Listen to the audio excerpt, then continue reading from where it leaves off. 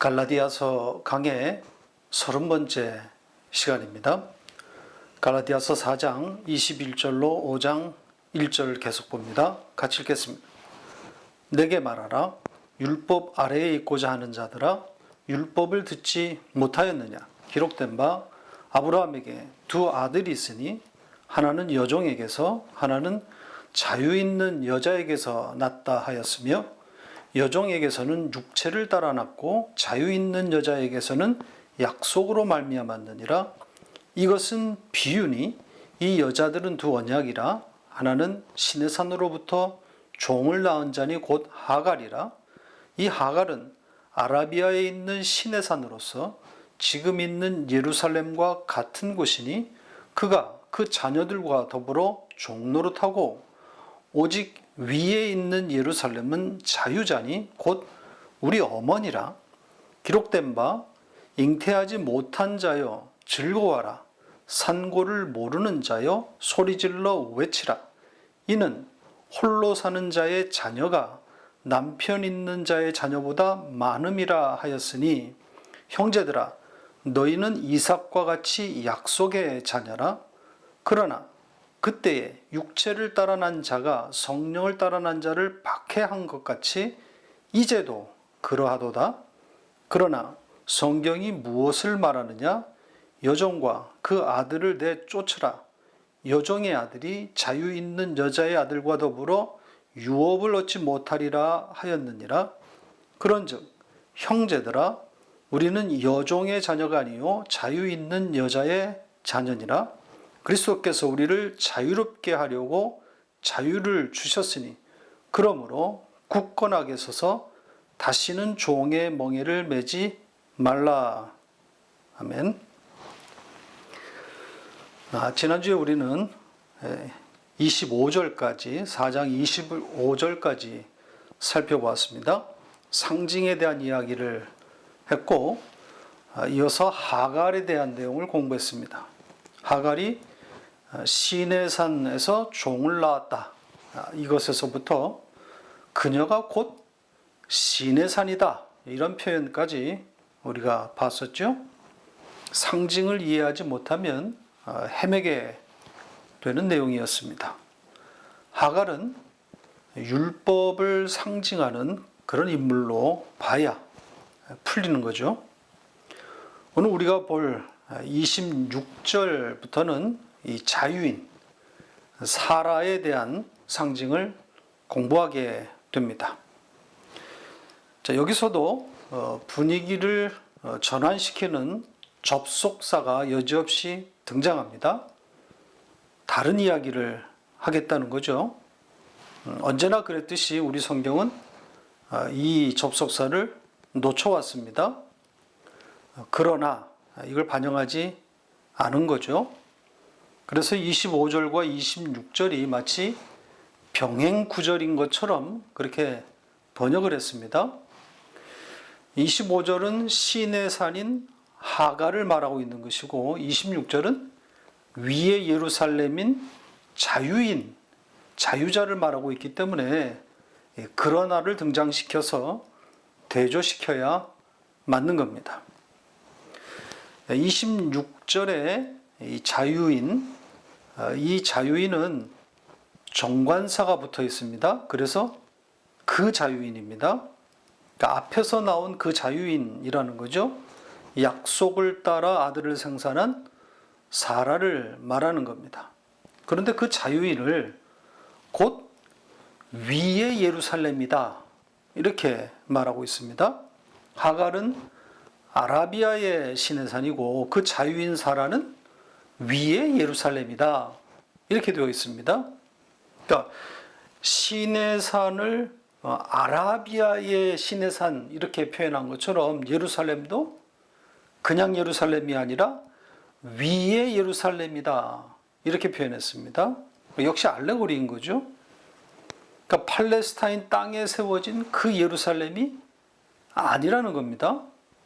그러니까 위의 예루살렘이라고 한 것은 곧 성전을 말하는 겁니다. 그러니까 원형을 말하는 거죠. 성전이신 예수 그리스도라고 보시면 맞습니다. 조금 확장하면 예수 그리스도로 말미암아 속량을 입은 성도들도 그 성전에 포함되는 거죠. 그리고 그 위에 예루살렘을 또한 우리의 어머니다, 이렇게 되어 있습니다. 다 상징입니다. 그러니까 이것은 위에 예루살렘이신 성전, 진짜 성전, 원형의 성전인 예수 그리스도가 우리를 낳았다, 이렇게 보시면 됩니다. 27절로 넘어갑니다. 27절은 이사야서 54장 1절을 인용한 내용입니다. 그런데 내용도 어렵고 또 문장도 어렵습니다. 우선 인용된 문장을 직역한 그런 한번 내용을 좀 보시죠. 4장 27절을 직역하면 이렇습니다. 기뻐하라, 생산하지 못하는 불임자여, 터질 듯 소리질러라. 산고가 없는 황량한 여인의 자식들이 남편 있는 여인의 자식보다 훨씬 더 많다, 이렇습니다. 그러니까 잉태하지 못한 자의 이야기입니다. 이 문장에 자식을 낳지 못한다는 의미의 단어가 4개나 들어 있습니다.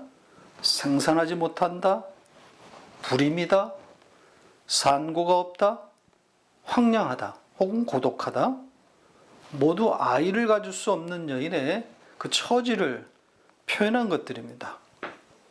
그런데 이들더러 기뻐하고 가슴 벅차게 소리 지르라고 합니다. 왜냐하면 이 황량하고 고독한 여인들이 남편 있는 여인보다 더 많은 자식을 가질 것이기 때문이다, 이런 내용입니다. 자, 이게 무슨 뜻입니까?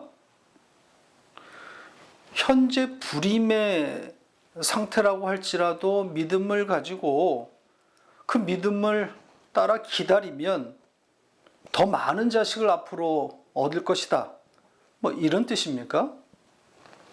현재의 불행 앞에서 앞으로 일어나게 될 그 풍성한 생산을 믿음으로 바라보면, 그래서 미리 기뻐하고 터질 듯 소리 지르라는 그런 교훈일까요? 복음으로 알레고리로 읽지 않으면 이렇게 갈 수밖에 없습니다.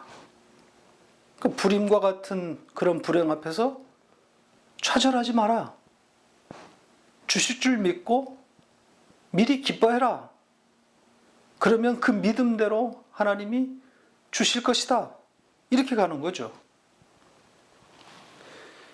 불임의 이야기는 그런 이야기가 아닙니다. 하나님께 매달리면 자식 못 낳는 자가 생산하게 된다, 그런 이야기가 아니란 말입니다. 성경에 그런 이야기가 어디 있어요? 적지 않은 분들이 이렇게 반문할 겁니다. 성경은 온통 불임한 자가 하나님께서 태를 열어주심으로 아이를 생산하는 그런 이야기로 도배되어 있는데 무슨 말을 하는 겁니까? 이렇게 반문할 텐데, 이렇게 말하는 분들은 그런 이야기를 가지고 이 불임 중인 교인들에게 들이대면서 오늘날에도 이렇게 일하시는 하나님을 믿어라, 이렇게 말할 사람들입니다. 자, 한 구절만 보고 갈까요?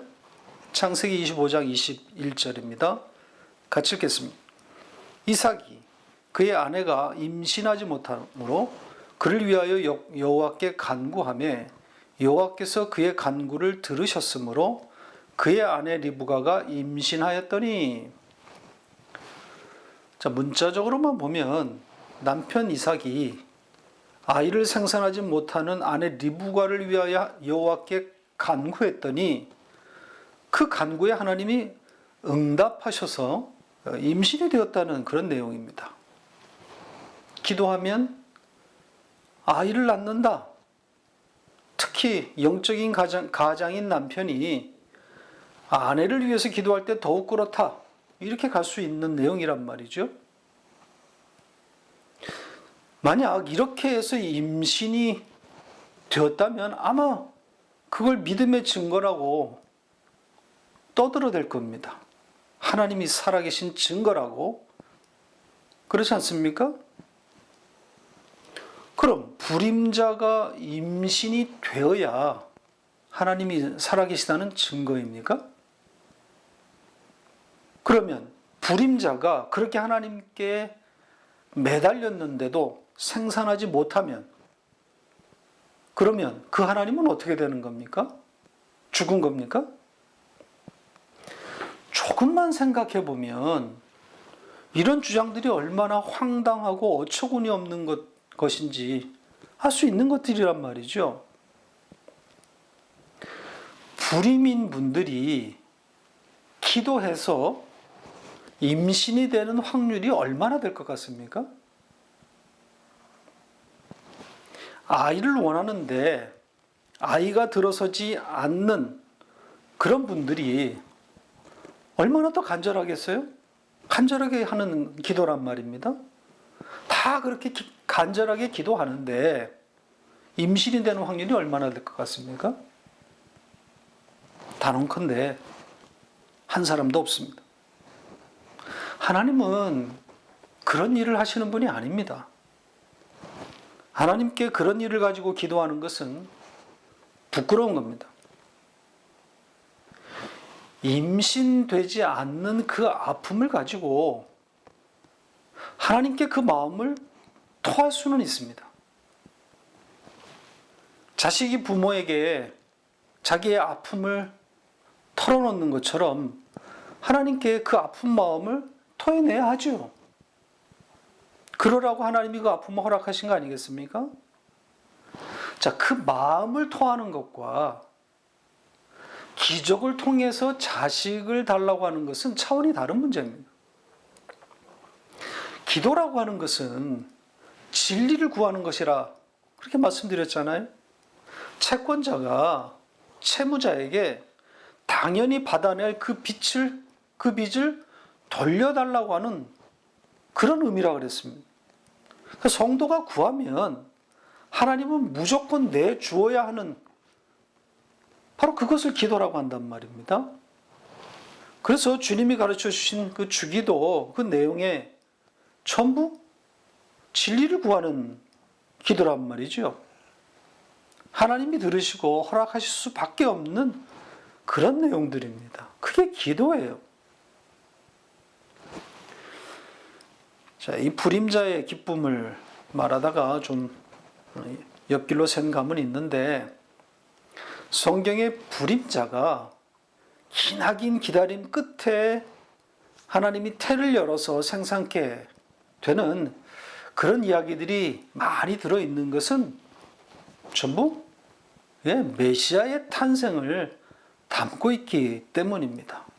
그리스도의 오심을 담아놓은 상징이란 말입니다. 알레고리입니다.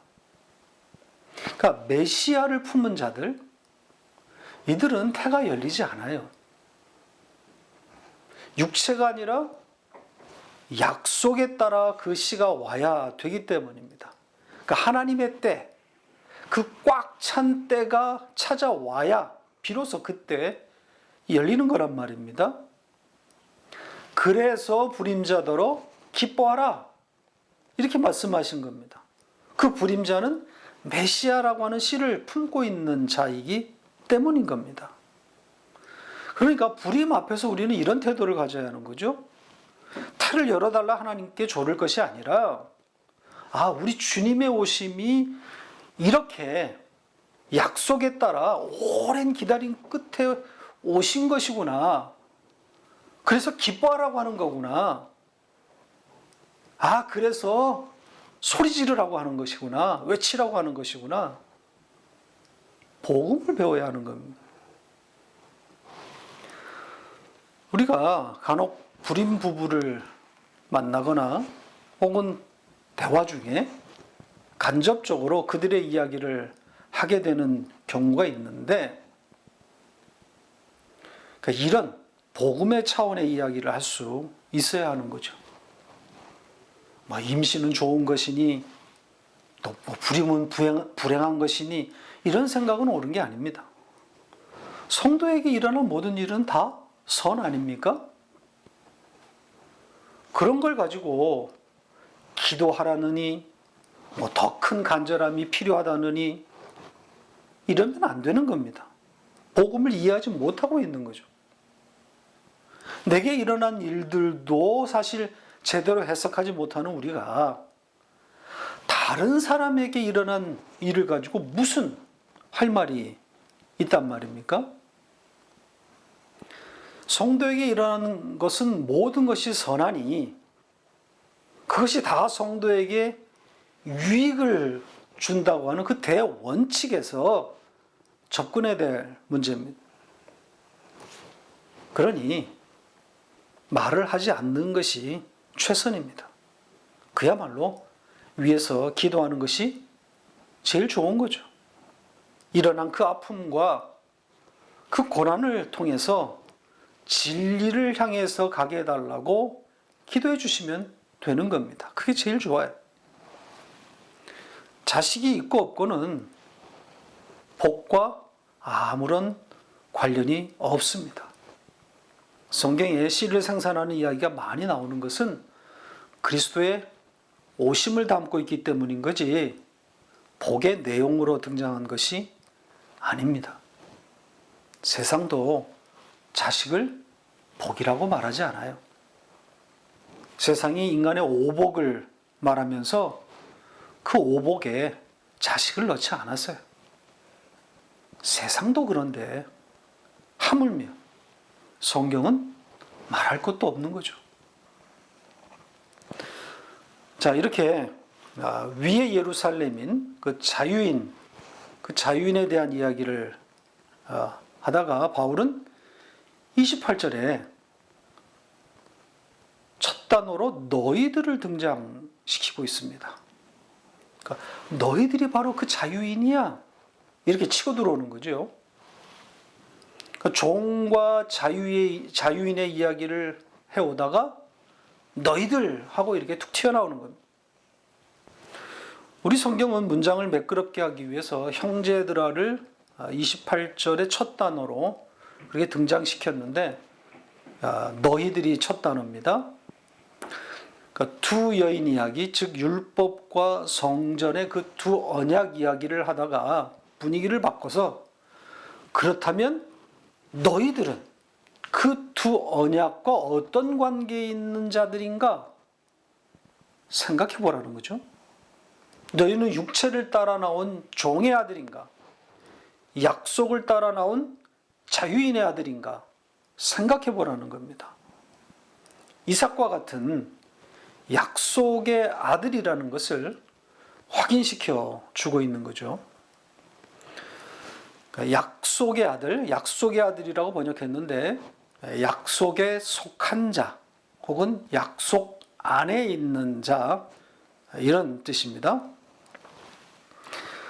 자, 29절에서는 또 다른 표현이 나오는데 성령을 따라 난 자 이렇게 바뀌고 있습니다. 그러니까 약속 대신에 성령이 지금 등장한 겁니다. 약속에 속한 자는 성령을 따라 난 자다 이런 거죠.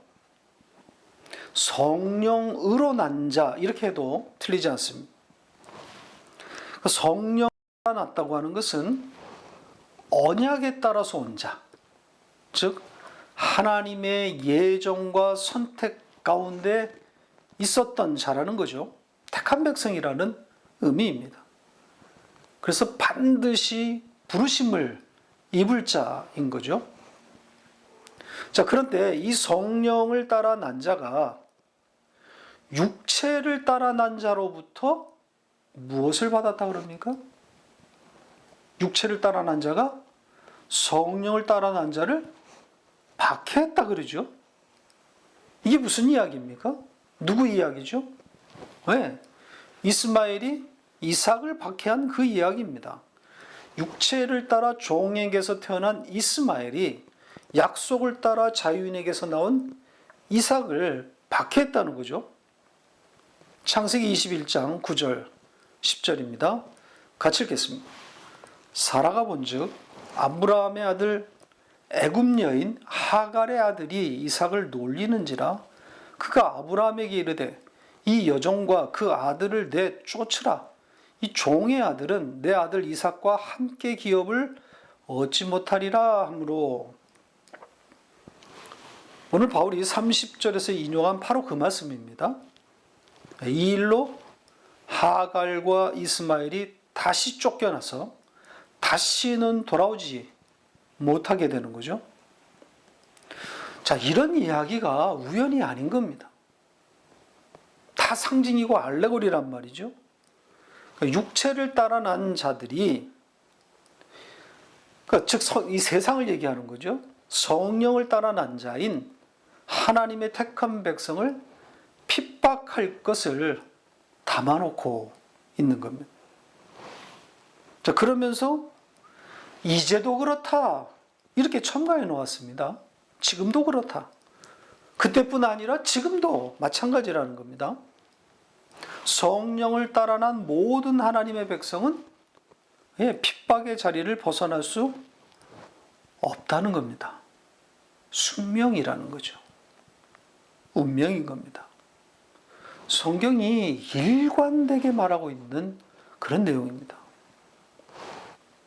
그런데 안타깝게도 교회들은 성경의 이 일관된 주장을 왜곡시켜 왔습니다. 세상으로부터 칭찬받는 교회, 세상에게 감동을 주는 교회, 그래서 세상을 정복하는 교회를 꿈꿔온 겁니다. 지금도 여전한 거죠. 정체성을 완전히 잃어버린 겁니다. 세상 친화적인 교회가 되려고 작정을 했습니다. 성경은 그 세상으로부터 빠져나오라고 하고 있는데 어찌된 영문인지 오늘날의 교회들은 자꾸 세상 속으로 들어가라고 그런단 말입니다. 왜 그런 거죠? 세상을 구원하겠다고 그러는 거겠죠. 좋은 소리 같죠? 아닙니다. 성경이 언제 세상을 구원하라 그랬습니까? 세상으로 들어가서 그들을 구원하라 한 적이 없습니다. 세상은 어떤 경우라도 복음을 받아들이지 않아요. 택한 백성, 하나님의 택한 자들만 복음을 듣습니다. 그것도 하나님의 정하신 때, 하나님의 그 꽉 찬 때가 이르렀을 때 일어나는 거란 말입니다. 그러니까 전도 역시 언약을 알아야, 언약이 이해되어야 바른 전도가 가능한 겁니다. 언약을 모르니까, 언약을 부정하니까 자꾸 세상을 설득하려고 그런단 말입니다. 그래서 가짜 사랑까지 짜내는 거란 말입니다. 그렇게 한다고 세상이 돌아옵니까? 세상은 세상입니다. 언제까지나 세상인 거죠. 세상은 하나님의 택한 백성을 핍박하는 자의 역할을 하기 위해 있는 거예요. 도구일 뿐입니다. 하나님의 백성의 양육을 위한 무대로 존재할 뿐입니다. 지금의 기독교는 제가 계속 말씀드리는 것처럼 그리스도 없는 십자가가 빠진 그러니까 주님이 하신 말씀과 맞지 않아요. 주님이 정의한 그 교회가 아니란 말입니다. 그러니 유사교회, 가짜 교회일 가능성이 높은 거죠.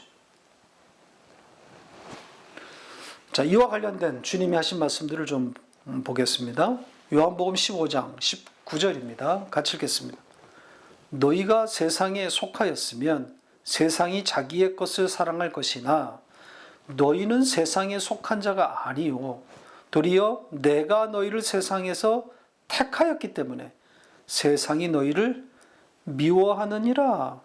육체를 따라 난 세상은 자기의 것, 즉 세상에게 속한 자는 사랑하겠지만 주님이 세상에서 택한 자, 즉 주님께 속한 자는 미워한다 그러죠. 여기서 세상에서 택했다 이렇게 번역했는데 정확한 것은 세상으로부터 택했다. 이게 맞습니다. 그러니까 세상에서 뽑아냈다는 거예요.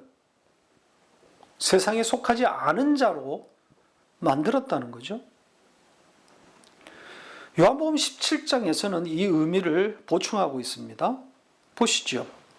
요한복음 17장 14절입니다. 같이 읽겠습니다.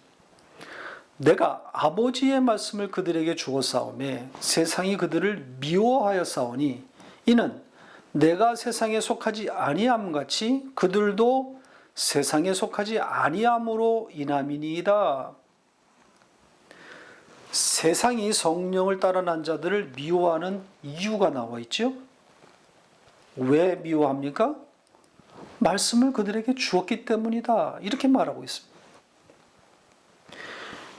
여기에 말씀으로 번역된 단어가 바로 로고스입니다. 그러니까 주님이신 거죠. 그리스도 예수인 겁니다. 주님이 그들 안에 있기 때문에 세상이 미워하는 거란 말이죠. 다른 이유가 없어요. 주님이 그 안에 계시고 그래서 그 주님께 속한 자가 되었으므로 세상이 이들을 미워하는 겁니다. 그러니까 이건 우리의 운명이고 숙명인 겁니다. 빠져나갈 수도 없고 예외가 있을 수가 없는 겁니다.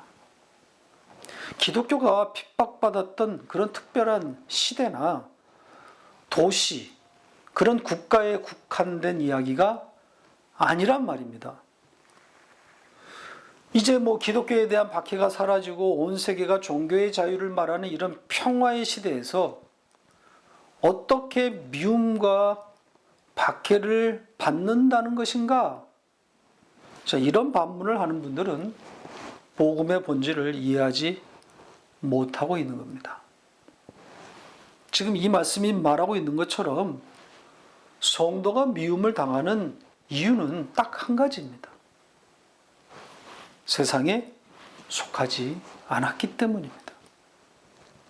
세상이 말하는 바에 동의하지 않는다는 거죠. 세상이 합의한 삶의 방식 혹은 시대의 정신을 따르지 않는다는 겁니다. 시대 정신, 세상이 합의한 방식이 뭡니까? 어떤 신인지 우리 따지지 말고 세계 평화와 행복한 세상을 위해서 정의와 인류애로 우리 함께 뭉칩시다. 이런 고상한 가치란 말입니다. 정의와 평화를 말하는 거예요. 좋은 세상을 만들자는 겁니다. 거부할 내용이 아니잖아요. 그런데 복음을 알게 된 하나님의 백성은 여기에 동의가 안 된단 말입니다. 선악과를 따먹은 인간이 무슨 수로 아름다운 세상, 좋은 세상, 평화의 세상, 정의가 살아있는 세상, 그런 유토피아를 무슨 수로 건설한단 말입니까? 무슨 능력으로? 죄로 똘똘 뭉쳐서 죄밖에 생산할 수 없는 인간들이 무슨 평등, 평화를 실현할 수 있단 말입니까? 정의와 행복과 평화라는 구호로 온 국민과 세계를 기만하고 있는 것이 세상 권력 아닙니까? 정치자들 아닙니까? 지금 세상이 좋아지기는커녕 편해지기는 하는데 과학과 문명이 발달해서 살기는 편해지는데 정작 정신과 마음은 더 피폐해지고 불안하고 심화되는, 지금 그렇게 몰리고 있지 않습니까? 더욱 격해지는 경쟁으로 인해서 그 마음이 황폐되어 가고 있다는 것을 우리는 잘 알고 있지 않습니까? 그래서 세상이 말하는 그 합의한 가치에 대해서 콧방귀를 뀌게 되는 거란 말입니다. 그러면서 그들이 알아들을 수 없는 말, 그 위의 말을 하게 되니까 미운 거란 말입니다. 세상은 희망을 말하는데, 꿈을 말하고 있는데, 이 하나님의 백성들은 그 희망을 부수고 저 위의 소망을 말하니 죽이고 싶은 거죠. 인류애와 세계 평화 같은 높은 가치를 말하고 있는 그들을 향해서 유일한 가치는 하나님밖에 없다. 그러니 그런 세상이 합의한 가치를 쓰레기, 똥이라고 하는데 안 믿겠습니까? 그래서 성도는 이 땅에서 환영받을 수 없는 겁니다. 세상은 성도를 미워하고 핍박하고 죽이는 역할을 맡았기 때문에 화해가 일어날 수 없는 겁니다. 끝까지 평행선을 달리다가 종착점에서는 하나님 앞에 같이 서는 겁니다. 하나님께서 이 세상을 마귀에게 주었다고 하는 사실을 잊어서는 안 됩니다. 궁극적으로는 세상 주관자가 하나님인 것이 맞는데, 하나님께서 마귀가 이 세상을 주관하도록, 실제로 통치하도록 그렇게 설계하시고 그렇게 허락하셨다는 것을 놓쳐서는 안 되는 거죠. 그래서 이 세상은 마귀의 그 영도하에서 충실히 하나님의 백성을 괴롭히는 자로 서 있는 겁니다. 그러니까 하나님이 이 세상을 주관하시는, 그 본질적으로 세상 주관자, 지존이 맞으신데, 성경은 마귀에게 세상 주관자라고 하는 칭호를 주었단 말입니다. 실질적인 세상의 지존이라는 거죠. 확인해 볼까요? 에베소서 6장 12절입니다. 같이 읽겠습니다. 우리의 씨름은 혈과 육을 상대하는 것이 아니요 통치자들과 권세들과 이 어둠의 세상 주관자들과 하늘에 있는 악의 영들을 상대함이라. 엄청난 호칭들입니다. 통치자, 권세, 세상 주관자, 그리고 하늘의 악한 영이라 그럽니다. 다 마귀에게 붙여준 호칭들이. 이렇게 하나님은 마귀에게 세상을 넘겨주었단 말이죠. 그 세상을 가지고 어떻게 하라는 거겠어요? 내 백성을 쳐라, 미혹하라, 괴롭혀라, 내 백성을 죽여라, 이게 너희의 사명이다, 이런 거죠. 왜 이런 구조를 설계하셨겠어요? 기껏 세상을 당신 보시기에 선하게 그렇게 창조해 놓고 왜 그 세상을 마귀에게 넘겨주었냔 말입니다. 한 단어로 답하면 양육인 거죠. 예수 그리스도를 받아 먹기 위함입니다. 성도가 이 세상에서 그렇게 쫓김을 당하고 괴롭힘을 당해야, 고통을 받아야 십자가 앞에 나오게 되어 있는 거죠. 그래야 로고스, 그 말씀, 그 예수 그리스도를 받아먹게 된단 말입니다. 이 한 가지를 위해서 세상을 만드셨다, 이렇게 보시면 맞습니다. 그 세상을 마귀에게 주어서 당신의 목적하신 바를 이루어 가시는 겁니다. 그러니까 이 구조를 알아야, 이 하나님의 설계가 이해되어야 여러분의 삶이 해석될 수 있습니다. 오늘도 본문을 다 마치지 못했습니다. 다음 시간에 이어가도록 하겠습니다. 말씀을 맺겠습니다. 여러분은 약속에 따라 성령으로 난 자들입니다. 성령으로 난 자들은 또 그들의 숙명은 세상으로부터 미움을 당하는 겁니다. 세상과 함께 갈 수 없는 존재로 부르심을 입었기 때문입니다. 세상이 정한 가치에 동의가 안 되는 거죠. 세상이 외치는 그럴듯한 구호에 시큰둥하고 냉소적이게 되는 거죠. 죄밖에 생산할 수 없는 인간들이 정의의 가면을 쓰고 모든 사람이 평등하게 사는, 모든 사람들이 잘 사는 그런 세상을 만들어주겠다고 하는 그 말들이 우습게 들리게 되는 거란 말입니다. 그래서 이 세상을 사는 자들이 아니라 하늘을 사는 자들로 그렇게 완성되어 가는 겁니다. 땅의 가치를 부정하게 되고 하나님만 유일한 가치로 고백하게 되는 겁니다. 그래서 세상이 볼 때에는 이상한 놈, 미친놈, 세상에 대한 부적응자, 이렇게 되는 거죠. 그래서 미움을 당하게 되는 겁니다.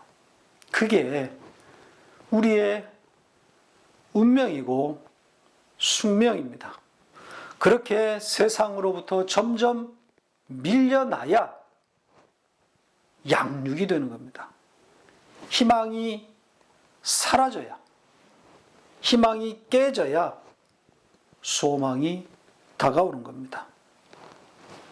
그렇게 하늘이 가까워지는 그런 풍성한 삶들이 이어지기를 기대합니다.